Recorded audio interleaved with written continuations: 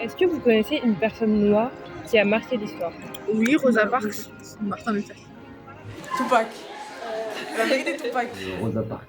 Malcolm X. Moi, je dirais Lauryn Hill. Barack Obama. On peut parler de Bob Marley aussi. Ok, et en France, t'en connais? Non, je crois pas. En France. Ah, en France. Alors, il y a qui? En France. C'est compliqué. Est-ce que tu connais Alexandre Dumas? De nom, oui. C'était un écrivain qui a écrit Le Comte de Monte Cristo. Il est souvent représenté comme un homme blanc, comme par exemple dans un film où il a été joué par Gérard Depardieu, alors qu'en fait c'était une personne métisse. Est-ce que vous connaissez Joséphine Baker? Oui, de nom. Oui, de nom. Ouais. Enfin, je vois de nom, mais je pourrais pas citer ce qu'elle a fait. Alors c'était une danseuse et elle était espionne pour la France aussi pendant la Seconde Guerre mondiale. Vous voyez ce que c'est le Black History Month? Bien sûr, oui. Mais ça se fait surtout aux États-Unis, le Black History Month. Genre, en France, on n'entend pas vraiment parler. Non, pas du tout. Alors, on vous explique. Ces gens sont noirs ou métis et ils ont marqué l'histoire de la France. Pourtant, on les connaît peu.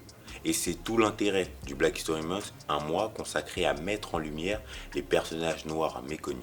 Ce mouvement est né dans les années 70 aux États-Unis et il est célébré en France depuis 2018 par l'association Mémoire et Partage.